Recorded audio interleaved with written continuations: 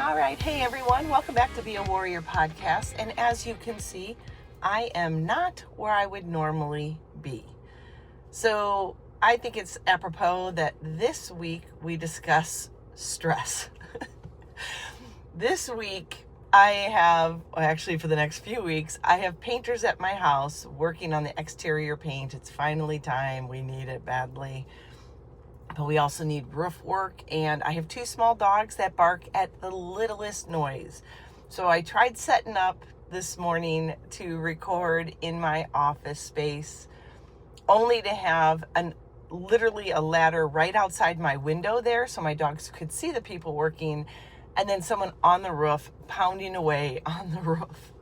So we are going to take this on the road. So welcome to my Bronco. I am definitely not in my home area, so bear with me as I'm trying to sit crooked and record this today. I wanted to talk a little bit. I've been watching some things on social media and what I'm going through as well. And I thought stress is a really good thing to talk about right now, because I think we all experience some levels of stress every single day in our life, right? And you have heard people say that stress is not good for you. It's unhealthy and can be taken to very unhealthy levels, which then can debilitate certain diseases and prognosis in your body. That also goes for those of us dealing with phantom pains, if you can believe it or not. If you've been struggling, and here's the kicker, I think this is kind of like a full circle thing. Amputees are already struggling because it is a very, very hard thing to wrap your head around originally, or in my case, prepare for, because I was preparing myself for my amputation. I elected mine. And I know a lot of people that actually have elected. But I feel like there's like three major categories. People that elect to do it because of failed surgeries or vascular issues. People that have diseases like cancer or diabetes. And then those that have had accidents that have taken their limb without them really having a choice. And so in those three categories, there's not one of those categories that are without stress when it comes to either making the decision to amputate, which was my avenue. And it was very stressful in the fact that I was worried about if I could even possibly wear a prosthetic. Would I be doing something that I know I cannot return back from once you decide to do it, obviously?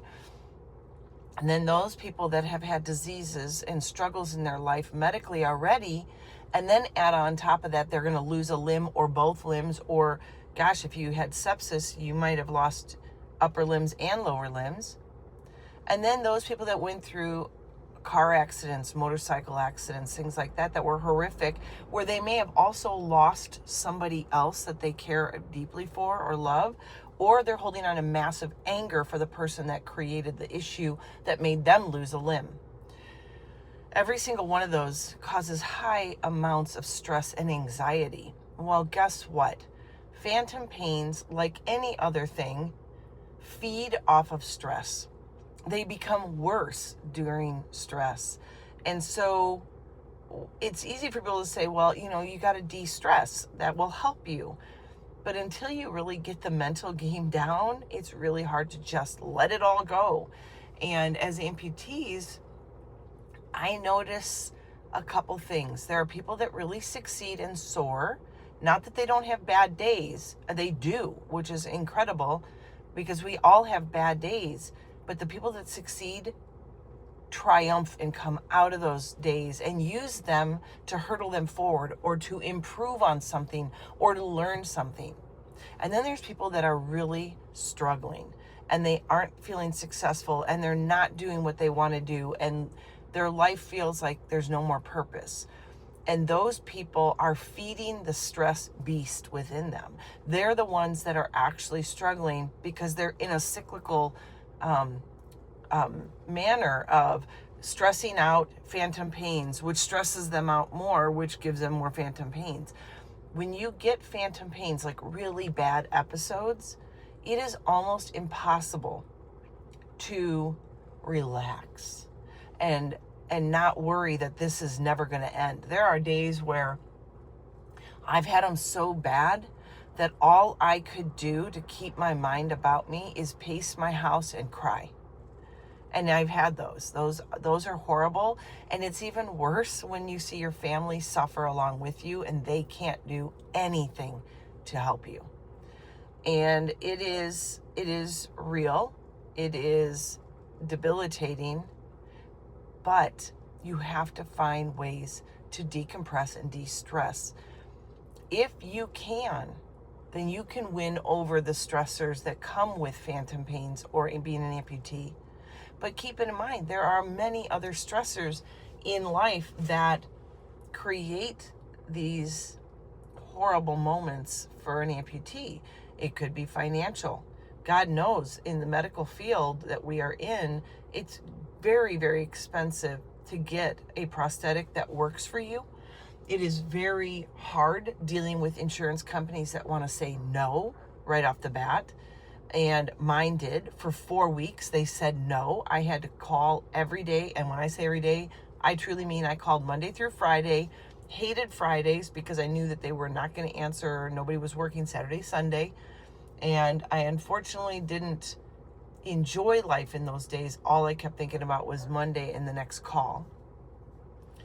And I did that again almost 3 years ago when I had to fight again for my updated leg after the 3-year mark, when my actual insurance company said, we told you it would only be done one time. If you can imagine an insurance company telling an amputee that they will allow a prosthetic leg once in their life, and I have plenty of years left in me, it is a horrific feeling to know that every 3 years I'm going to have to fight for an upgrade or an updated leg. But it's true. And guess what? That's coming up for me in June. So we're there. But when you think about fighting insurance and financial disappointments and lagging in finances, and then you think about those things like anybody dealing with work issues, especially amputees, trying to figure out how to get back to work so they can actually make money. If they're people that actually, like I'm fortunate, my husband is our breadwinner and I've been a stay-at-home mom.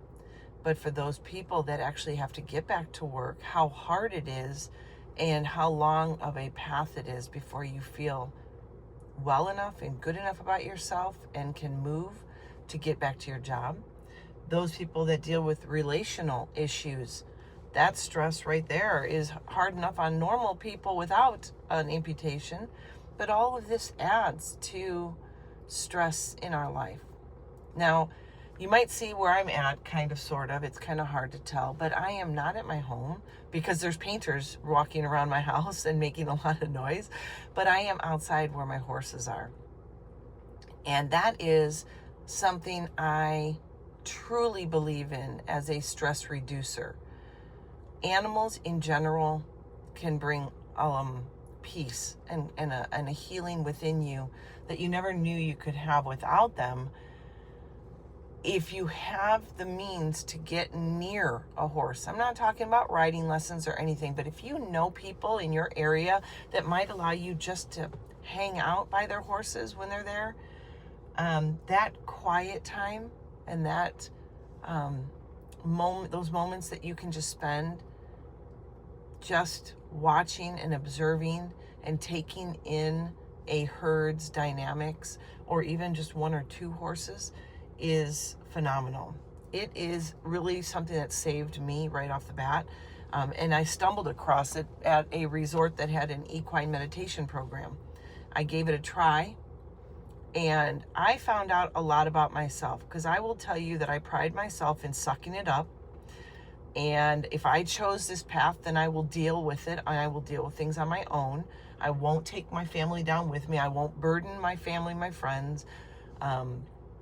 And I have a very good cover over me on even bad days.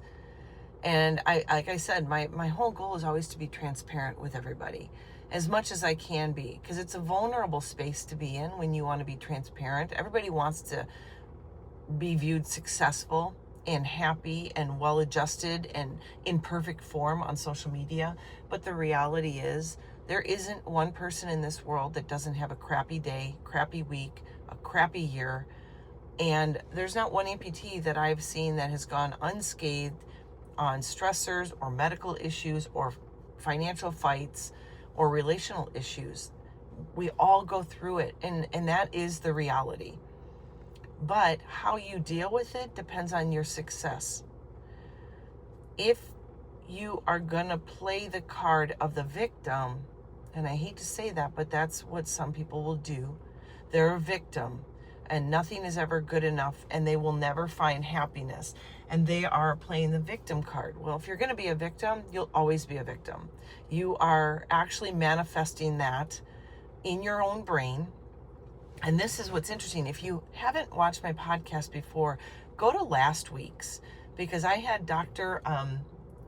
Fregny on from Harvard, and he's doing a study on phantom pain, which I did take part in, a portion of it, a half of it, not the other half, because of upcoming situations that I have. But they are studying the brain and what areas of the brain actually affect how we handle and perceive phantom pain. And they're trying to find the pinpoint areas where they can actually stimulate those areas of the brain to calm down those nerves. It is not like taking medication or anything else, because all those things do are actually kind of put a Band-Aid over phantom pain. Whereas what they're trying to do is try to teach the brain how to heal and recognize that the leg is not there, therefore there cannot be pain there. So you're retraining your brain. So it's really interesting. And if you're interested, they're still looking for participants in that study, and you can find the link on last week's episode.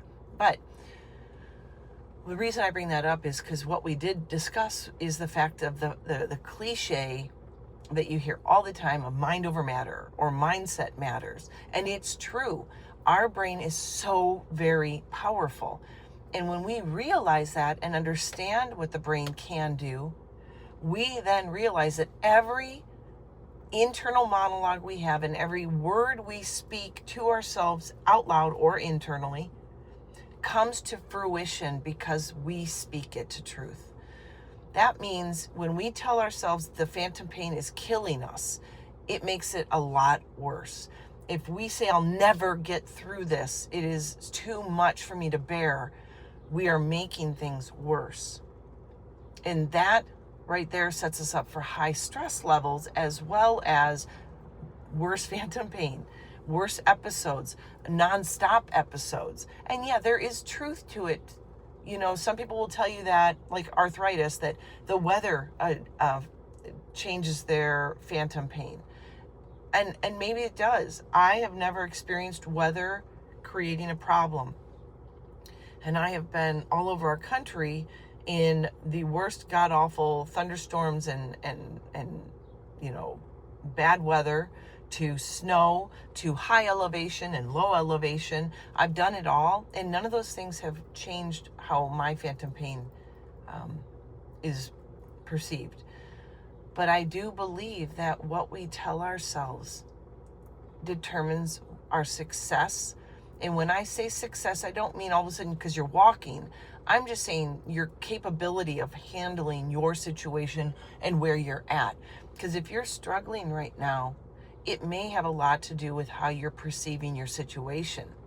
You may not have a support system. And so when that happens, a lot of people get into a woe is me pity party.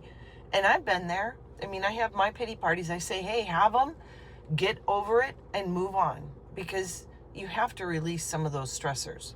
If we leave them inside and we hold it in, then we end up doing more damage than good. So we do need to release. As a woman, I like to release mine through crying. So sometimes when I feel like highly stressed, I will even watch a movie that I know is going to make me sob, like a, you know, kind of an Old Yeller kind of movie. And that kind of stuff then lets me release the emotions that I normally would struggle with releasing. Sometimes talking it out with my husband isn't what my body is craving. Sometimes arguing, that never comes to anything good. So I've just backed away from that whole getting angry kind of episode. So mine is usually either take care of your own business and think positively as much as you can, or cry it out. But it's days like today where when I get off of recording this, I'm going to go and hang with my horses. I groom them. I talk to them. Sometimes I even sing to them. Yes, I sing to my horses. I give them a lot of kisses. Those poor things are just mauled because I want to hug them and kiss them forever. I come home completely dusted with the dirt because I will sit on the ground and they will come up to me and I'll hug their legs. All that stuff is a release of emotions and stresses that I otherwise am carrying with me on a day-to-day basis. Because when I go home, I'm going to deal with the painters. I'm going to stress out because the dogs won't stop barking, but I have to get them outside and then they're going to run to the painters. My husband's got to get to work. My son is downstairs getting things organized for his new job coming up. There's just so many things swirling. And then I've just booked a new surgery. Yes, a new surgery for my residual limb for June out in Boston, which if you want to follow that journey, I will be discussing that on my vlog channel, One Leg is Enough, which is here on YouTube. But if we don't learn to release the stress, if we don't learn to come to grips with the reality that this is our life right now, we're just going to be fighting an uphill battle. So you need to find what works for you, and a healthy outlet, I will say, because stress kept in can kill you. I've seen stress create worse problems in people that are dealing with cancer or multiple sclerosis, things like that. I have seen stress create a cycle of debilitating thinking to other amputees who feel like they have no purpose, there's no reason to go on, they'll never get out of this, the pain is unbearable, I'm not sleeping, I can't eat, I'm not functioning right, I'm alone. And all those things, when you start talking about all the negatives that are happening, and they might all be true right now, you might be alone, you may not have a support system, but that does not mean you won't find happiness and success after amputation. But you do truly, trust me when I say you really do have to figure out how to release the stress positively and how to change your speaking, what you tell yourself, what your brain is being fed by your heart and your thoughts and your talking is what it will feed on. So if you think that this is unbearable, your brain is going to process this as unbearable, and it is going to be horrible to try to get into a better place. If you tell your brain that you're never going to be able to walk because it's too much on your body, then you're right, you'll never learn to walk again. I like that when people say the yet. I can't walk yet. I am not happy yet. I'm not where I want to be yet. But if you stop before the yet, you're speaking a negative sentence. But that one word, that one small word brings hope to your body, to your mind, and it will feed off of that in the right direction. So I have a couple suggestions for you. I guess we'll call them call to actions. And I am going to make this a little bit shorter of a podcast because it's very weird to be sitting outside on the street with my whole setup here. And I apologize. I don't know. This might be like 3 weeks of podcasting out of my car based on the painters. But we'll approach that 1 week at a time. And I'm not going to stress about it because it will do no good. And you guys will either love it or hate it no matter where I do it. So here we go.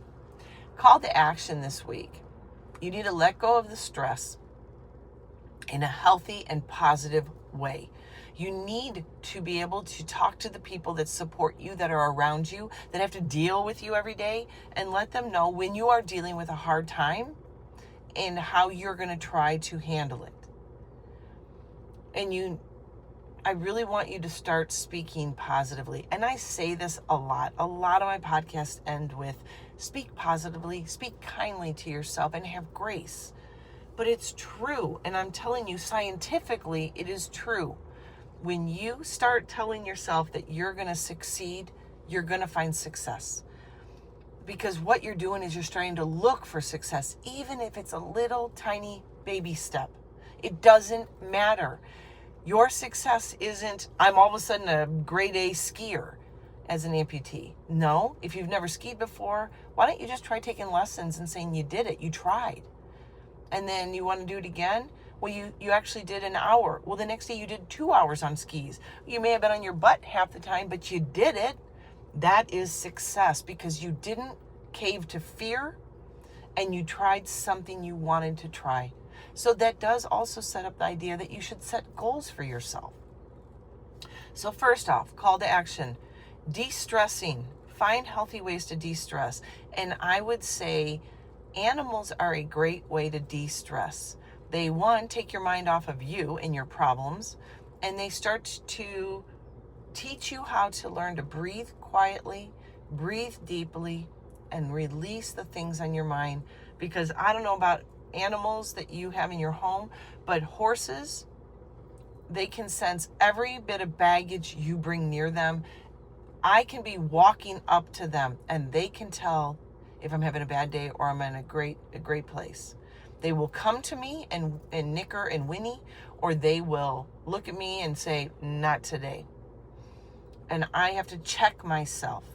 And then because I crave their connection. So that is my goal, is to clear everything out, go positive, breathe deeply, so that my horses will come to me and connect with me and allow me to lay my hands on them, to pet them, to hug them, to kiss them.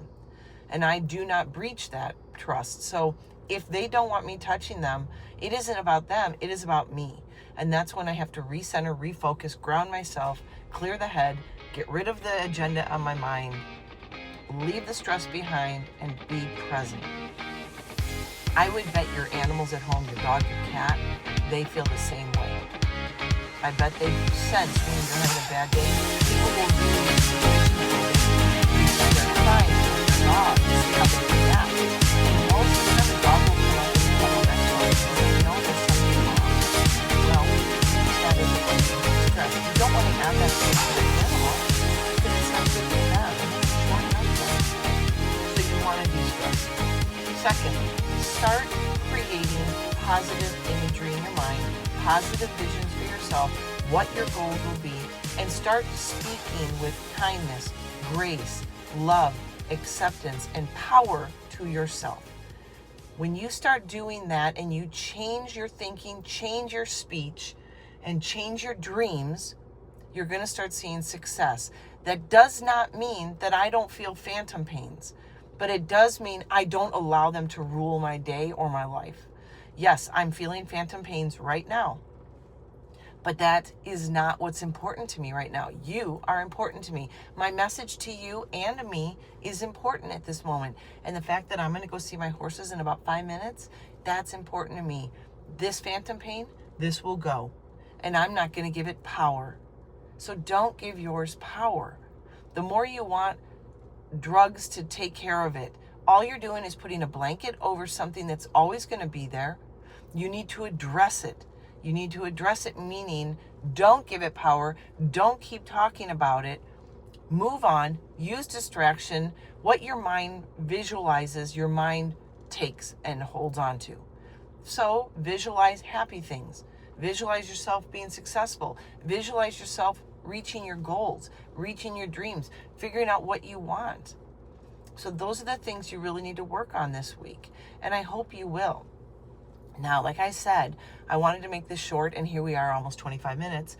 But I want you to also, if you can, make sure you get onto my One Leg is Enough, because I have been starting a series as of yesterday on a surgery that I have upcoming. So I have some battles coming for myself, and I want you to see firsthand how I go through the 4 weeks prior to it, the travel, what I'm dealing with, how I handle it emotionally, mentally, and physically, what I'm doing to prepare myself. I'm going to be talking to you while I'm in the hospital, while I'm getting through that, after the hospital, staying in Boston to heal, coming home. What am I going to do while I can't wear my prosthetic for 4 weeks, and then traveling back to Boston for some testing and some checkups? So I hope you will join me on One Leg is Enough on my YouTube channel. And I will go live, I'm hoping a few times a week, or whenever it strikes me as something's big's happening, I want to talk about it. But I hope you will. I hope you'll try that call to action, especially if you've been stressed out lately. Learn to deal with your stress in a healthy way. Release it. Don't give it power. Breathe through it. Find an animal you can relate with and cuddle with. And just animals are just amazing for that. And then start empowering yourself to push through some of the things that stress you out, because you need to know you'll be a much better version of yourself when you handle the stresses in your life and you find a way to smile through some of the things that are difficult. So I hope this helps you. I hope you have a fantastic day. And as always, be healthy, be happy, be you.